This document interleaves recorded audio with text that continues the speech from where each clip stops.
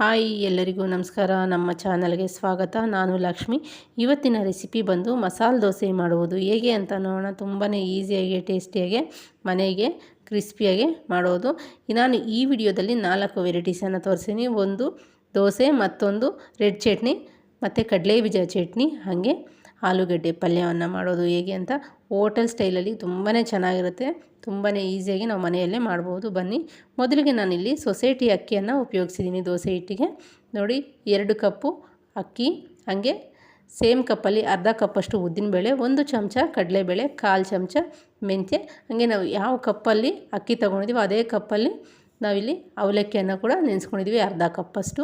ನಿಮಗೆ ಅವಲಕ್ಕಿ ಬೇಡ ಅಂದರೆ ಹುರುಗಡ್ಲೆ ಕೂಡ ಸೇರಿಸ್ಕೋಬೋದು. ಇವಾಗ ರುಬ್ಕೊಳ್ಳೋದಕ್ಕೆ ಒಂದು ಮಿಕ್ಸಿ ಜಾರಿಗೆ ಅಕ್ಕಿಯನ್ನು ಸೇರಿಸ್ಕೊಳ್ಳೋಣ. ನೋಡಿ, ಇದೇ ಕಪ್ಪಲ್ಲಿ ನಾನು ಮೆಜರ್ಮೆಂಟ್ ತಗೊಂಡಿದ್ದೆ. ನಮಗೆ ಕರೆಕ್ಟಾಗಿ 2 ಟೈಮ್ಗೆ ಸರಿ ಹೋಗುತ್ತೆ. ಇನ್ನೂ ಸ್ವಲ್ಪ ಉಳಿತೈತೆ ದೋಸೆ ಹಿಟ್ಟು. ನೋಡಿ, ರುಬ್ಕೊಂಡಿದ್ದೀನಿ. ಇಷ್ಟಾದರೆ ಸಾಕಾಗುತ್ತೆ. ನೋಡಿ, ಸಾಫ್ಟಾಗಿ ರುಬ್ಕೊಂಡಿದ್ದೀನಿ. ಇವಾಗ ಒಂದು ಪಾತ್ರೆಗೆ ಸೇರಿಸ್ಕೊಳ್ಳೋಣ. ಇದೇ ಥರ ಉಳಿದಿರುವಂಥ ಎಲ್ಲ ಅಕ್ಕಿಯನ್ನು ಕೂಡ ಇದೇ ಥರ ನುಣ್ಣಗೆ ಪೇಸ್ಟ್ ಮಾಡ್ಕೊಳ್ಳೋಣ. ನೋಡಿ, ರೆಡಿಯಾಗಿದೆ. ಇವಾಗ ಒಂದು ಪಾತ್ರೆಗೆ ಸೇರಿಸ್ಕೊಳ್ಳೋಣ. ಮತ್ತೊಮ್ಮೆ ಚೆನ್ನಾಗಿ ಕೈಯಲ್ಲಿ ಕಲಿಸ್ಕೊಂಡ್ಬಿಟ್ಟು ನಮಗೆ ಮಸಾಲೆ ದೋಸೆಗೆ ಏನೇನು ಬೇಕೋ ಅವೆಲ್ಲ ತೋರಿಸ್ತಾ ಇದ್ದೀನಿ. ನೋಡಿ, ಇವೆಲ್ಲ ಇಂಪಾರ್ಟೆಂಟ್ ಆಗುತ್ತೆ. ಚಿರೋಟಿ ರವೆ 2 ಚಮಚ, 1 ಚಮಚ ಮೈದಾ ಹಿಟ್ಟು, ಹಾಗೆ 2 ಚಮಚ ಅಕ್ಕಿ ಹಿಟ್ಟನ್ನು ಸೇರಿಸ್ಕೊತಾ ಇದ್ದೀನಿ. ಒಂದು ವೇಳೆ ನಿಮಗೆ ಮೈದಾ ಹಿಟ್ಟು ಬೇಡ ಅಂದರೆ ಸ್ಕಿಪ್ ಮಾಡ್ಕೋಬೋದು. ಆದರೆ ಅಕ್ಕಿ ಹಿಟ್ಟು, ರವೆ ಅಂತೂ ಮಿಸ್ ಮಾಡ್ಕೊಳ್ಳೋಕೆ ಹೋಗಬೇಡಿ.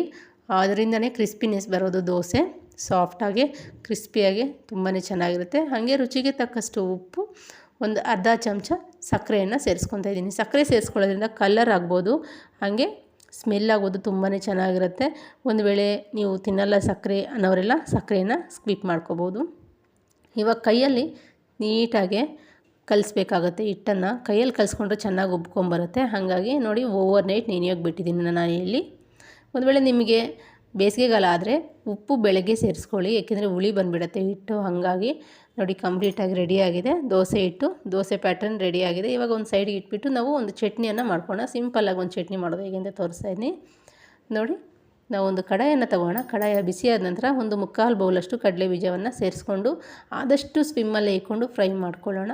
ನಿಮಗೆ ಕಡಲೆ ಬೀಜದ ಚಟ್ನಿ ಬೇಡ ಅಂದರೆ ಕಾಯಿ ಚಟ್ನಿ ಕೂಡ ಮಾಡ್ಕೋಬೋದು.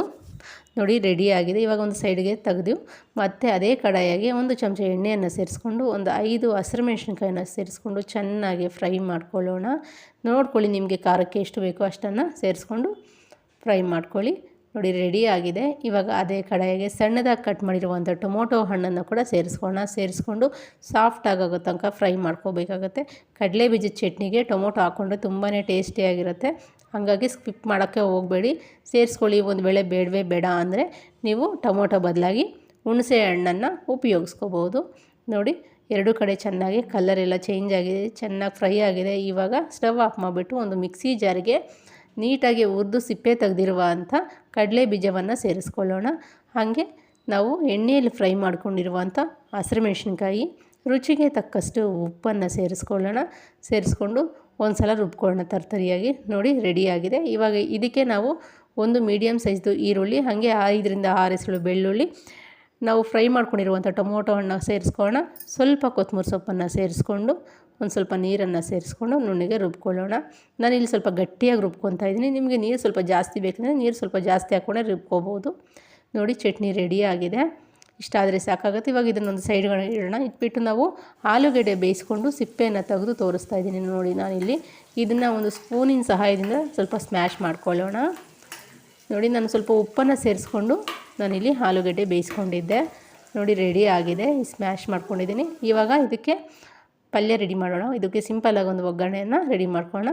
ಒಂದು 3ರಿಂದ 4 ಚಮಚ ಎಣ್ಣೆಯನ್ನು ಸೇರಿಸ್ಕೊಳ್ಳೋಣ.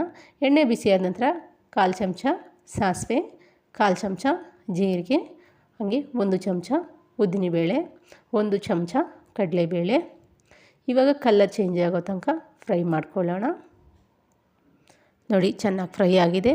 ಇವಾಗ ಹಸಿರುಮೆಣಸಿನ್ಕಾಯಿ 3 ಸಣ್ಣದಾಗಿ ಕಟ್ ಮಾಡಿ ಸೇರಿಸ್ಕೊಂಡಿದ್ದೀನಿ, ಅದು ಕೂಡ ಫ್ರೈ ಆಗಿದೆ. ಹಾಗೆ 3 ಈರುಳ್ಳಿ ಸಣ್ಣದಾಗಿ ಕಟ್ ಮಾಡಿ ಸೇರಿಸ್ಕೊಂಡಿದ್ದೀನಿ. ಹಾಗೆ 1 ರೆಂಬೆ ಕರಿಬೇವು ಸೊಪ್ಪನ್ನು ಕೂಡ ಸೇರಿಸ್ಕೊಂಡು ಕಲರ್ ಚೇಂಜ್ ಆಗೋ ತನಕ ಫ್ರೈ ಮಾಡ್ಕೋಬೇಕಾಗತ್ತೆ. ನೋಡಿ, ಕಂಪ್ಲೀಟಾಗಿ ಫ್ರೈ ಆಗಿದೆ. ಇವಾಗ ಒಂದು ಸಣ್ಣದಾಗಿ ಕಟ್ ಮಾಡಿರುವಂಥ ಟೊಮೊಟೊ ಹಣ್ಣನ್ನು ಕೂಡ ಸೇರಿಸ್ಕೊತಾ ಇದ್ದೀನಿ. ಒಂದು ವೇಳೆ ನಿಮಗೆ ಬೇಡ ಅಂದರೆ ಸ್ಕಿಪ್ ಮಾಡ್ಕೋಬೋದು. ನೋಡಿ ಇದ್ರ ಮೇಲೆ ಸ್ವಲ್ಪ ಉಪ್ಪು ಹಾಗೆ ಸ್ವಲ್ಪ ಅರಿಶಿಣವನ್ನು 1/4 ಟೀ ಸ್ಪೂನ್ ಉಪ್ಪು 1/4 ಟೀ ಸ್ಪೂನ್ ಅರಿಶಿಣವನ್ನು ಸೇರಿಸ್ಕೊಂಡು ಚೆನ್ನಾಗಿ ಫ್ರೈ ಆಗೋಕ್ಕೆ ಬಿಡೋಣ. ಫ್ರೈ ಆಗಿದೆ. ನಾನಿಲ್ಲಿ ಆಲೂಗಡ್ಡೆಗೂ ಕೂಡ ಉಪ್ಪು ಹಾಕ್ಕೊಂಡಿದ್ದೀನಿ, ಹಾಗೆ ಸ್ವಲ್ಪ ಕಮ್ಮಿ ಉಪಯೋಗಿಸಿದ್ದೀನಿ, ನೀವು ನೋಡಿಕೊಂಡು ಸೇರಿಸ್ಕೋಬೋದು. ಈ ಮಿಶ್ರಣವನ್ನು ಆಲೂಗಡ್ಡೆ ಮಿಶ್ರಣವನ್ನು ಇವಾಗ ಒಗ್ಗರಣೆಗೆ ಸೇರಿಸ್ಕೊಳ್ಳೋಣ. ಸೇರಿಸ್ಕೊಂಡು ಕಂಪ್ಲೀಟಾಗಿ ಮಿಕ್ಸ್ ಮಾಡ್ಕೊಳ್ಳೋಣ. ಈ ವಿಡಿಯೋ ನಿಮಗೆಲ್ಲ ಇಷ್ಟ ಆಗಿದರೆ ತಪ್ಪದೇ ಲೈಕ್ ಮಾಡಿ, ಶೇರ್ ಮಾಡಿ, ಹಾಗೆ ನಮ್ಮ ಕಪರ್ದಿನಿ ಸ್ಪೆಷಲ್ ಚಾನಲ್ಗೆ ಸಪೋರ್ಟ್ ಮಾಡಿ, ಸಬ್ಸ್ಕ್ರೈಬ್ ಮಾಡ್ತೀರಾ ಅನ್ಕೊತಾ ಇದ್ದೀನಿ. ಸಬ್ಸ್ಕ್ರೈಬ್ ಮಾಡಿದ ಪ್ರತಿಯೊಬ್ಬರೂ ಪಕ್ಕದಲ್ಲಿ ಬರುವಂಥ ಬೆಲ್ಲೈಕನ್ನು ಕ್ಲಿಕ್ ಮಾಡಿ. ಹಾಗೆ ನೋಡಿ ಕಂಪ್ಲೀಟಾಗಿ ಮಿಕ್ಸ್ ಆಗಿದೆ. ಇವಾಗ ಒಂದು ಇಡೀ ಕೊತ್ತಂಬರಿ ಸೊಪ್ಪು ನೀಟಾಗಿ ವಾಶ್ ಮಾಡಿ ಸಣ್ಣದಾಗಿ ಕಟ್ ಮಾಡಿ ಸೇರಿಸ್ಕೊಂಡು ಚೆನ್ನಾಗಿ ಮಿಕ್ಸ್ ಆಗಿದೆ. ನೋಡಿ ಪಲ್ಯ ರೆಡಿಯಾಗಿದೆ. ಇವಾಗ ರೆಡ್ ಚಟ್ನಿ ಈಸಿಯಾಗಿ ಸಿಂಪಲ್ಲಾಗೆ ಮಾಡೋದು ಹೇಗೆ ಅಂತ ತೋರಿಸ್ತಾ ಇದ್ದೀನಿ. ಒಂದು ಬೌಲ್ಗೆ 1 ಚಮಚ ನಾನು ಕಾಶ್ಮೀರ್ ಚಿಲ್ಲಿ ಪೌಡರ್, ಹಾಗೆ 1/4 ಟೀ ಸ್ಪೂನ್ 1/4 ಟೀ ಸ್ಪೂನ್ ಉಪ್ಪು, 1/4 ಟೀ ಸ್ಪೂನ್ಗಿಂತ ಸ್ವಲ್ಪ ಕಮ್ಮಿ ಶುಂಠಿ ಬೆಳ್ಳುಳ್ಳಿ ಪೇಸ್ಟನ್ನು ಸೇರಿಸ್ಕೊತಾ ಇದ್ದೀನಿ. ಒಂದು ವೇಳೆ ನಿಮಗೆ ಶುಂಠಿ ಬೆಳ್ಳುಳ್ಳಿ ಪೇಸ್ಟ್ ಬೇಡ ಅಂದರೆ ಸ್ಕಿಪ್ ಮಾಡ್ಬೋದು. ನಿಮಗೆ ರುಬ್ಬಿ ಮಾಡೋದು ಬೇಕು ಅಂದರೆ ನನಗೆ ಕಮೆಂಟ್ ಮಾಡಿ, ನಾನು ತೋರಿಸ್ಕೊಡ್ತೀನಿ ಯಾವ ಥರ ಅಂತ. ಈ ಥರ ಮಾಡೋದ್ರಿಂದ ತುಂಬಾ ಈಸಿಯಾಗಿ ಮಾಡ್ಕೋಬೋದು. ಹೆಂಗಿದ್ರು ಮನೆಗೆ ಖಾರದ ಪುಡಿ ಇರುತ್ತೆ, ಈಸಿಯಾಗಿ ಮನೆಗೆ ದೋಸೆ ಹಿಟ್ಟು ಇರೋವಾಗೆಲ್ಲ ಈ ಥರ ಮಾಡಿ ಮಕ್ಳಿಗೆ ಮಾಡಿಕೊಟ್ರೆ ತುಂಬಾ ಇಷ್ಟಪಟ್ಟು ತಿಂತಾರೆ. ಇವಾಗ ದೋಸೆಗೆ ಹೆಂಚು ಬಿಸಿಯಾಗಿದೆ. ಹೆಂಚು ನೀಟಾಗಿ ಒರೆಸ್ಕೊಂಡ್ಬಿಟ್ಟು ದೋಸೆ ಹಿಟ್ಟಿಗೆ ಒಂದು ಸೌಟು ಹಿಟ್ಟನ್ನು ಸೇರಿಸ್ಕೊಂಡ್ಬಿಟ್ಟು ನಮಗೆ ಎಷ್ಟು ತೆಳ್ಳಗೆ ಬೇಕೋ ಅಷ್ಟು ತೆಳ್ಳಗೆ ದೋಸೆ ಹೆಂಚು ಮೇಲೆ ಅಪ್ಲೈ ಮಾಡೋಣ. ನೋಡಿ ಇಷ್ಟ ಆದರೆ ಸಾಕು, ನನಗೆ ತುಂಬ ತೆಳ್ಳಗೆ ಬಂದಿದೆ. ಇವಾಗ 1 ಚಮಚ ಎಣ್ಣೆಯನ್ನು ಸೇರಿಸ್ಕೊಂಡು ಅದ್ರ ಮೇಲೆ ನಾನು ರೆಡ್ ಪೇಸ್ಟನ್ನು ಅಪ್ಲೈ ಮಾಡ್ತಾಯಿದ್ದೀನಿ, ಅಥವಾ ರೆಡ್ ಕಲರ್ದು ಚಿಲ್ಲಿ ಪೌಡ್ರಲ್ಲಿ ಮಾಡ್ಕೊಂಡಿರುವಂಥ ಚಟ್ನಿನ ಸೇರಿಸ್ಕೊತಾ ಇದ್ದೀನಿ ದೋಸೆ ಮೇಲೆ.